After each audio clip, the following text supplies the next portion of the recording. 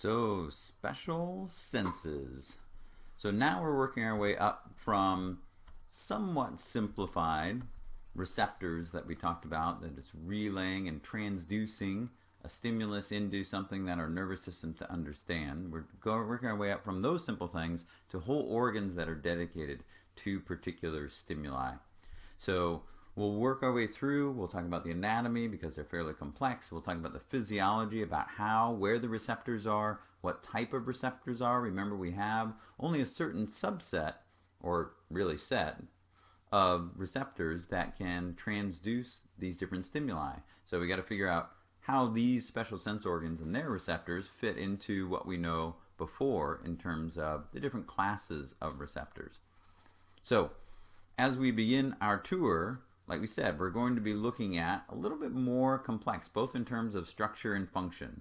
So special senses include vision and taste and smell and hearing and what's the last one?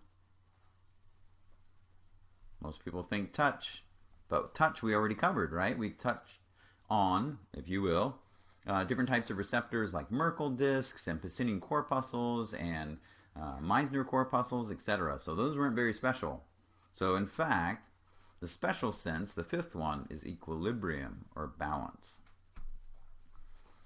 So I'll give you a guess as to what special sense we're going to be starting with.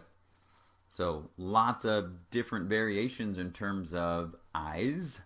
And so when we look at the human eye, to be sure, it's very complex, but each particular eye, just like each particular sense organ, is adapted for picking up those stimuli in that environment. So when we look at aquatic organisms, their structure certainly varies as well. So we look at the pupil size. So if we're looking at sharks or octopus or seahorse or blue spotted ray or lobster, etc., you can see how they're a bit different, right? So just by way of a little information, that eye is one that I spent time studying a fair bit for my PhD. So that is the mantis shrimp or stomatopod eye. And so we'll see that coming up as well. Okay, so like we said, these organs are pretty complex. In fact, 70% of the body's sensory receptors are actually in the eye. So that's a ton of receptors that are in the eye. To process all of that information coming in, half of the cerebral cortex is involved in visual processing. So that doesn't mean you have to use half your brain all the time to process all the visual information, but there's that many different areas that have to sort out all of this sensory information that comes in from these photons of light. And so our eyes are sensitive to what we call the visible wavelengths of light, but those are certainly not the only wavelengths of electromagnetic radiation. We call them the visible wavelengths because those are visible to our eyes, but our eyes, oddly enough, are not the most complex. So there are organisms that can see down, we can see down to the violet, like at about 400 nanometers. There are organisms that can see into the ultraviolet, including fish and bees and some birds, etc. Meanwhile, we also have some, like you see down at the bottom there on the right, like mantis shrimp that can see into the UV. And there are other marine organisms, as you see, marine biologists, you're going to get some of that. These are called rift shrimp that live down at deep sea vents. They don't even really have eyes that we would think of, but you see that little white structure on top of their head in there? That is a sense organ that picks up electromagnetic radiation, but not what we would call the visible light. This is, we see all the way to long wavelengths of 700 nanometers or red. Those are sense organs to pick up infrared. And what's infrared? That's basically heat, which is pretty important for these organisms because they have to stay near that heat source in these almost freezing waters. And they can also pick up, certain organisms can also pick up polarized light. We are not sensitive to polarized light. You get an inkling of it when you take polarized glasses and you turn them 90 degrees and then you turn them back and it cuts that glare. That's polarized light that's reflecting off of bodies of water and things like that.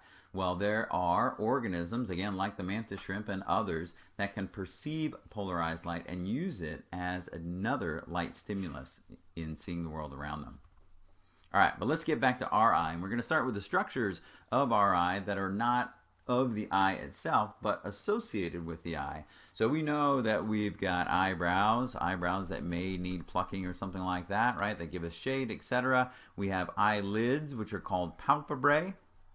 And in between them, we have the palpebral fissure. So this opening that we see here, that we can, if you will, see the eye through, that's called the palpebral fissure, right? The gap that occurs between the palpebrae. We have the eyelashes, right? Which we're accentuating, etc. Oh, more so over here, so beautiful. The commissures are basically where the fissure kind of ends, the medial and the lateral commissures. We notice a caruncle here, that's the bump where you get all your eye boogers. So there's some secretions that come from that. And then we'll start looking at the eye itself. But there are some additional accessory structures of the eyes itself that we'll talk about. So the eyelids blink about every 3 to 7 seconds to help protect the eye, as well as spread the secretions that clean the eye. The eyelashes, like we said, are much like our hair follicles, are innervated so that we can tell when something's near our eye and bugging it so we can close it. There are different glands that are going to be secreting the eye, both the tear glands that we'll be talking about, the lacrimal glands, as well as the tarsal glands, which the tarsal glands is a little bit thicker secretion that gives you some lubrication, but it also doesn't evaporate as well. And so the eyelashes are kind of certainly an interesting thing. In fact, the eyelashes themselves are interesting as hairs and sensory structures, but in fact sometimes there are other critters that are living with our eyelashes. So this is called an eyelash mite. You can see its head actually down here. So this is, you might want to call it parasitic. It doesn't really affect us too much, but it's more commensal. It lives with us and it doesn't really hurt us, but it lives at the base of our eyelashes. Ew. Not everybody, but you know, a lot of people. In any case, when we see it from the lateral side, we can see those eyelashes coming down. You can also see the conjunctiva. So the conjunctiva is a specialized mucous membrane that's on the surface of the eye. You hear of conjunctivitis, right? Anything itis is swelling, right? Arthritis, pancreatitis, conjunctivitis, pink swollen, right? So that's actually a communicable disease. But this is swelling of the conjunctiva, that mucous membrane that's on it due to a bacterial infection. All right, other secretions associated with the eye, the lacrimal apparatus. So the lacrimal gland, a lot of people think the lacrimal gland is here because that's where we see the tears come out. But in fact, the lacrimal gland is located on the lateral side, the superior lateral side, over here. And that way, when the secretions come across, they go across the eye, they go down and wash the eye, and then drain over on the medial side. So they enter into these small canals called the lacrimal caniculi, and there are two little holes on top and below that are called puncta that drain into them. So we can see them here and here. So again, we see the ducts, lacrimal ducts, which allow the secretion, the excretory secretion, to leave the gland, and then those are collected by the puncta that are here and here. The canaliculi, if you will, end up draining into the lacrimal sac, and you'll notice that the lacrimal sac, via a duct, goes into the nasal cavity. So when you are, crying and watching your Pride and Prejudice or whatever, then what's happening there is the secretions, the emotional secretions now, are overflowing those drainage points that we see here, and it's causing excess flow to go down your face. But anytime that you're crying and you do that type of thing, it's not because your nose is running, it's because the tears are going into your nasal cavity, and rather than letting those run down your face, you're tending to send them back to the pharynx. Okay, other things associated with the eye, getting closer now. We have both intrinsic and extrinsic eye muscles. So extrinsic ones, there's 6 of them, 4 that go at right angles to each other, the straight muscles, and 2 that come in at an angle. So those are called the oblique muscles. So you can see them in the diagram here. The names come from where they attach: superior rectus, lateral rectus, inferior rectus. There's going to be a medial rectus on the inside by the nose. And then there's a superior and inferior oblique. So this is an inferior oblique. It attaches on the lateral side, and then it goes underneath the eye, inferior to the eye, to attach in by the nose. So it originates in there. And so when that one moves, it gives it an angled movement. Same with the superior oblique. So we can see how it attaches on the superior surface of the eye, but what it does is it loops around. There's a loop of connective tissue right here called the trochlea. And so even though the belly of the muscle is back here, the superior oblique muscle attaches on the superior of the eye, and again, it gives it an interesting angled movement because of that connection. And also that trochlea, that loop that we talked about it going through, that tendon going through, gives the cranial nerve that innervates the superior oblique its name, right? So we can see in this table here the movements that occur. Now the rectus muscles, like we see here, those are basically going to move at right angles, lateral, medial, superior, inferior. But the obliques, we see it's going to give it a bit of a turn. So we can see that there are a variety, most 4 out of the 6 of these muscles that are innervated by the oculomotor nerve, cranial nerve number 3. Trochlear, cranial nerve number 4, is innervating the superior oblique because it passes through that trochlea. And the abducens is what innervates lateral rectus. But think about it. As that pulls, right, the eye is going to go laterally. It's going to abduct, if you will, the eye. So that's where abducens comes from, cranial nerve number 6. Okay, so now we've worked our way to the eye structure itself. It's organized into 3 different layers, and then within those layers we have different structures. So we have the fibrous layer, the vascular layer, and the inner or neural layer. So fibrous makes you think of fibers and connective tissue, and that's going to be the protective layer. The vascular layer should make you think of blood vessels, and that's where we find most of the blood vessels cutting through. And then the neural layer is the inner layer, basically the retina, where the image is going to be projected. We'll also find that there are different cavities. There's an anterior cavity, sometimes called segment, and a posterior cavity, which is much larger, both of which are filled by fluid to give pressure to the eye, etc. So we can see all those different structures here. So this is much like lab. We can see the cornea here is the clear part on the anterior side. The sclera is the white of the eye, but you see how it's a continuous layer there? So that's our fibrous layer towards the outside. Then, underneath the cornea, we have the anterior segment, which once upon a time was called the anterior cavity. In here, that has aqueous humor in it. When you did your dissection, you had all this fluid come out. That was part of our aqueous humor that we saw there. And so, anterior cavity or anterior segment includes kind of 2 parts to it. There's an anterior chamber, which is here between the iris and the cornea. And then there's a little segment right here, you see? Between the iris and the lens. So that's also part of that anterior segment that has aqueous humor. So then we go through the hole that's in the center, which is the pupil. Remember the pupil, even though it looks like a structure, a black structure, it's actually a hole. And so that's why it appears dark. So that's a hole in the iris. And then as the light passes through the pupil, it goes through the lens. The lens is suspended in place by these suspensory ligaments that we see here, attached to the ciliary muscles. So the ciliary muscles and the suspensory ligaments and the iris are part of the middle layer like we see here, which is the choroid. So the choroid is in essence the vascular layer, but as we get towards the anterior side, we see other structures associated with it.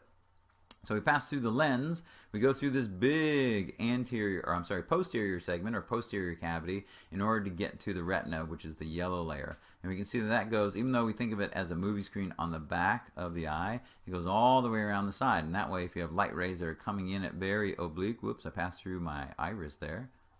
If we have light rays that are coming right through the pupil at an oblique angle, it still has some receptive cells to pick it up.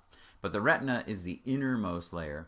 A couple other things we see associated with the inner part of the eye, things that you've seen in lab already. We have the macula lutea with the fovea centralis.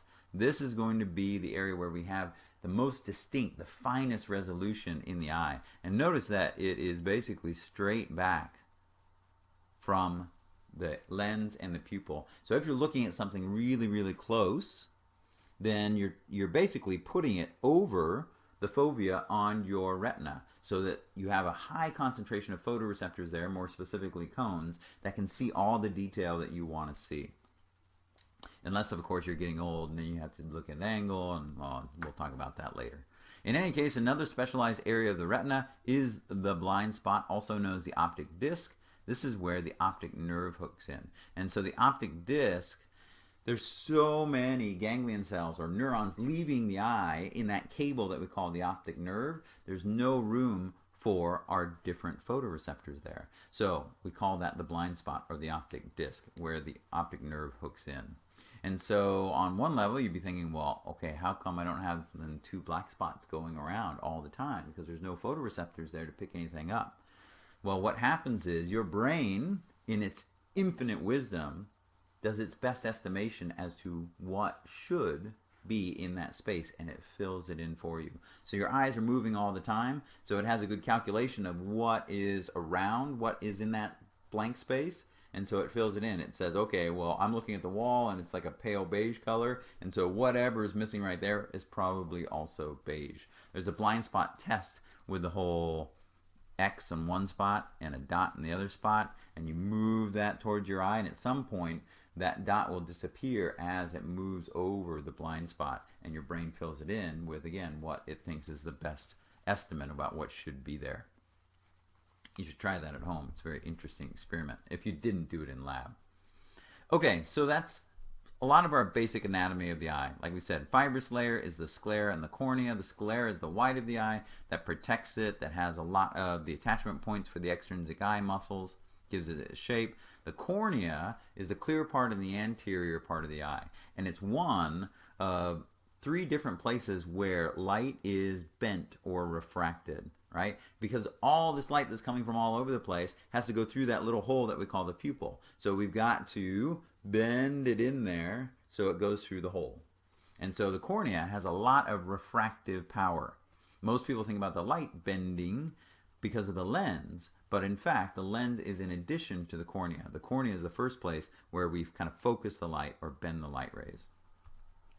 Vascular layer, we said, is the choroid, where all the blood vessels. The middle layer, the ciliary body, those muscles that attach to the suspensory ligaments. Why are those muscles there? They produce movement like any other muscle, right? So these muscles are attached to suspensory ligaments, and when they relax and contract, they will change the shape of the lens. So when you're focusing far away or close up, you're going to pull and relax those muscles, which we call the ciliary body, and that's going to change the shape of the lens, and that will change the focus of the lens as well. And then we have the iris itself, like we mentioned.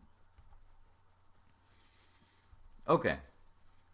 Iris has the pupil in it. That's the colored part of the eye, right? So that's going to be brown or hazel or blue, etc. So here is a section of our human eye, which looks pretty much like the sheep eye that you saw in class, where those structures are highlighted. So again, that ciliary body isn't usually red. You can see how it appears black. The one thing that you're not seeing here in the human eye is that additional layer that we call the tapetum, right? It's spelled like tapetum. That was the kind of blue-green reflective layer that kind of looks like opal or something like that, or abalone shell. So that's a reflective layer that allows the light rays in animals that go out at night, allows the light rays to come through the retina and stimulate them, and then bounce off of it and go through the retina again, giving them 2 shots at getting stimulated. We don't have that. We just have that choroid, that red choroid, and in terms of bouncing light rays, that happens to us as well. But like when somebody's taking a picture and you get red eye, right? That's the light ray going straight into your eye and going straight back to the camera after bouncing off of that choroid. So that's why it appears red, because, right, it's vascular, it's blood. Another thing about the iris, besides the pretty color, is that inside of the iris we have the intrinsic eye muscles, like the ciliary muscles. Those muscles are inside of the eye, so we call them intrinsic, and these muscles control the pupil. We mentioned it during the autonomic nervous system. So sympathetic is going to stimulate our circular muscles, and that's going to constrict the pupil. Parasympathetic is going to do that. We also have a series of what are called dilator muscles. These are straight muscles that will pull open that hole, and that will dilate the pupil instead, and that's a sympathetic response. So if you're scared, right, you see those videos around Halloween time, oh, I'm so scared. Granted, they're usually in the dark, so again, we're going to open it up to get as much light rays in there as possible. But if you are very fearful of something, you want to be able to see what's going on, so we want to open up that pupil with sympathetic stimulation. All right, and then we get to the retina, right? That's where our receptors are going to be located. So we find that there are 2 layers in there. There's what's called a pigmented layer, and then there's a neural layer. And it's in the neural layer where not only are we going to have our rods and cones, but there's a variety of other different types of neurons and even support cells in there as well. So this is the area where we are looking, right? So here is where our rods and cones are going to be located. The pigmented layer is just a little bit deep to that. Helps light to keep from bouncing all over the place by having a dark pigmented layer underneath it like that. It also stores the vitamin A, the retinal, which is used, right? So it comes from basically your vitamin A. You're talking about eating your carrots and things like that, right? So that's where we get the basic nutrient, the molecule, so that we can make our rhodopsin, our retinol that we'll find. So in any case, that's where it is stored as well. But the main thing we look at is that neural layer of the retina where we have our photoreceptors, our rods and cones, our bipolar cells, bipolar neurons. Remember, multipolar, bipolar, unipolar. This is one of the main places where we have our bipolar cells. And then we have ganglion cells, which again are neurons that are going to be routing the information out that optic nerve to the brain itself. So we talked about optic disc, rods and cones, etc. Now we're going to get into the physiology of how these photoreceptors transduce the photon of light, that stimulus, into an electrochemical stimulus that our nervous system can understand. But right now, we're just reminding ourselves that the rods are there for dim light. They are given that name because they have an outer segment of the cell that looks rod-like. And so they're stimulated in dim light. They're more sensitive than our cones, but they only have one type of photopigment. So they give us kind of shades of gray. Sometimes they call it black and white vision, right? But it's not black and white. There's shades of gray. It's just achromatic. We don't have color with it instead. Good for your peripheral vision as well. The cones are less sensitive, like we said. They need to be stimulated by more light, brighter light, etc. We have more than one cone type. We have 3 different cone types, and the combined stimulus to those 3 types give us color vision. We said those are concentrated mostly in the fovea centralis, but in fact, in the fovea centralis, you don't have any blue cones.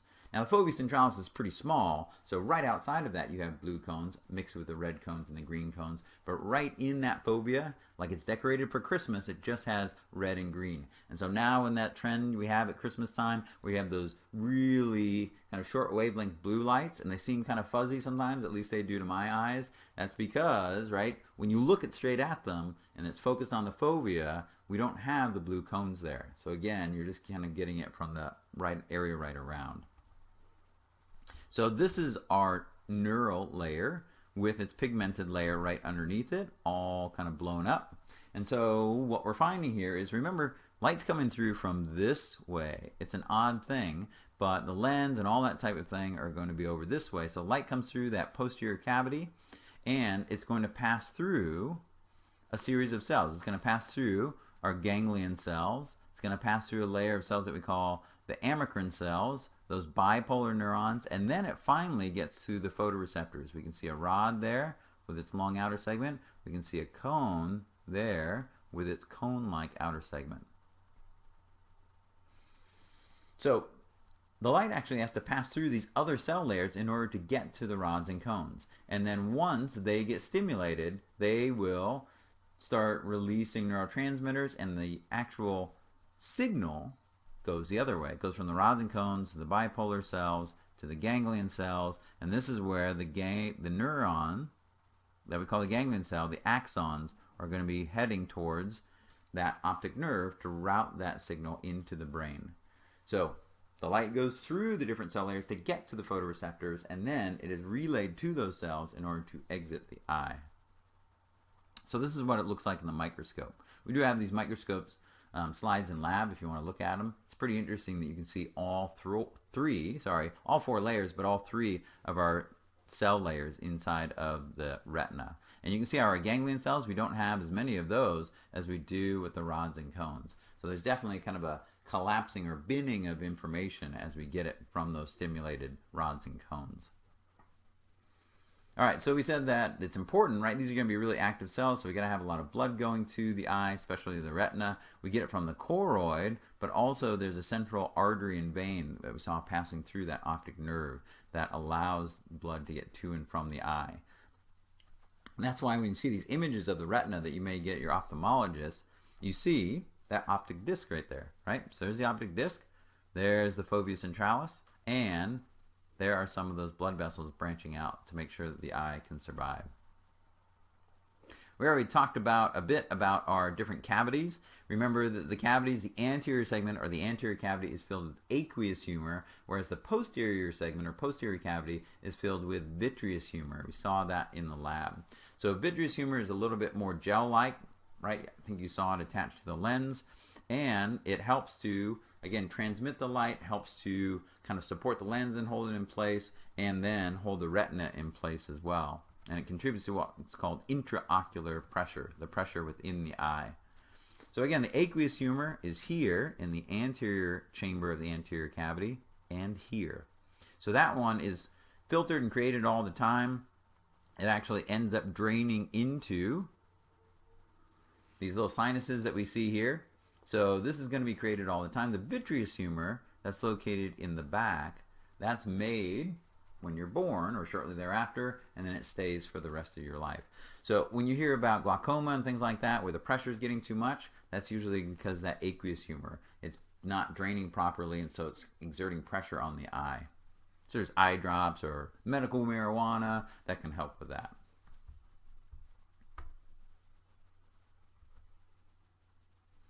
Now, when we talk about that lens, the lens itself, like we said, is a refractive structure. It's bending the light rays, just like the lenses that we see on the microscope. And so it's biconvex, right? So it curves like that.